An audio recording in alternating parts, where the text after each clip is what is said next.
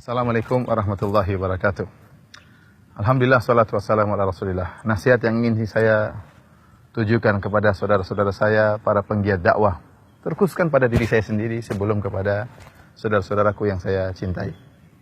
Bahwasanya di antara pokok utama yang kita ketahui bersama, bahwasanya amal soleh tidak akan diterima kecuali kalau dibangun di atas keikhlasan. Betapapun besar amal soleh tersebut, betapapun banyak biaya yang kita keluarkan, betapapun keletihan yang kita rasakan, ya, betapapun ujian berat yang kita hadapi, kalau ternyata ibadah amal soleh tersebut tidak dibangun di atas keikhlasan, maka tidak akan diterima oleh Allah Subhanahu Wa Taala. Dan tidak diragukan bahwasanya di antara amal soleh yang sangat mulia adalah dakwah yang merupakan jihad di jalan Allah Subhanahu Wa Taala. Karena kita tahu ada jihad bisinan dengan pedang, dan ada jihad bil qalam atau bil ilm, jihad dengan ilmu. Oleh karena tatkala di fase Mekah, Rasulullah SAW diperintahkan oleh Allah untuk berjihad dengan Al-Quran.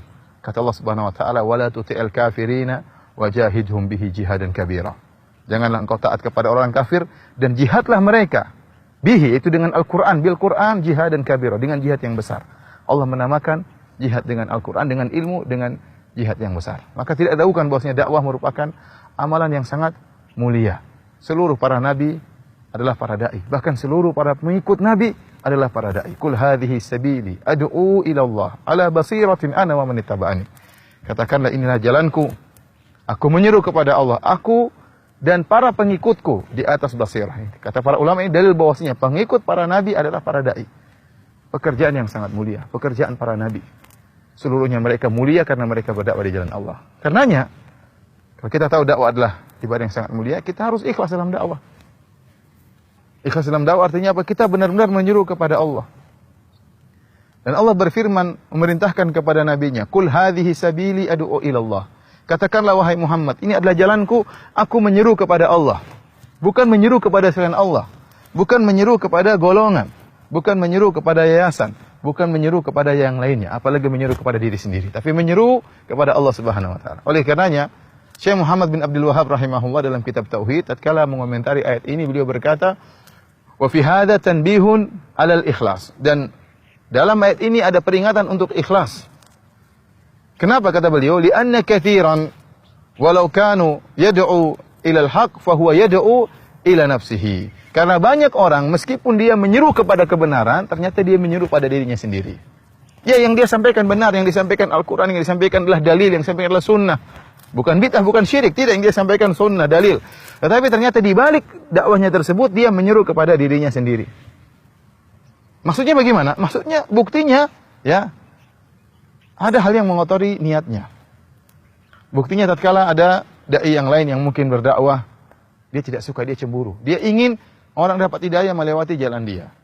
Ini di antara ciri dia menyeru kepada dirinya sendiri.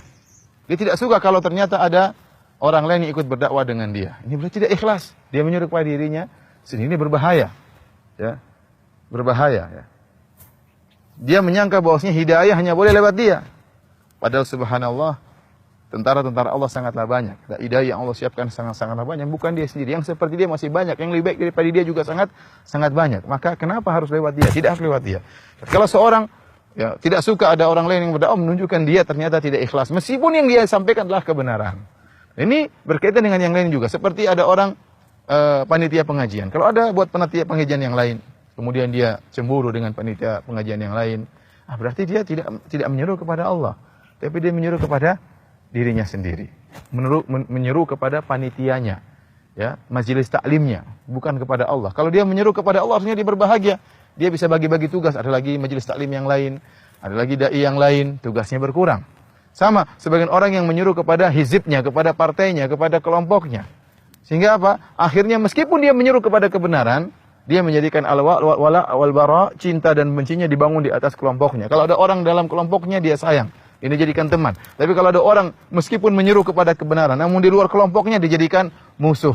Ini semua bentuk menyeru kepada selain Allah Subhanahu Wa Taala. Maka saudara-saudaraku, para penggiat dakwah yang dirahmati oleh Allah Subhanahu Wa Taala, seringlah kita introspeksi diri kita. Kita ini sebenarnya berdakwah menyuruh kepada Allah, ataukah menyuruh kepada diri kita, atau menyuruh kepada masjid kita, atau menyuruh kepada yayasan kita, kepada pondok kita, kepada partai kita, atau kepada golongan kita, ya, kepada yayasan kita, inspirasi diri kita, agar dakwah kita, amal ibadah kita tidak hilang sia-sia. Wabillahi taufik, semoga Allah memberikan keikhlasan kepada kita. Assalamualaikum warahmatullahi wabarakatuh.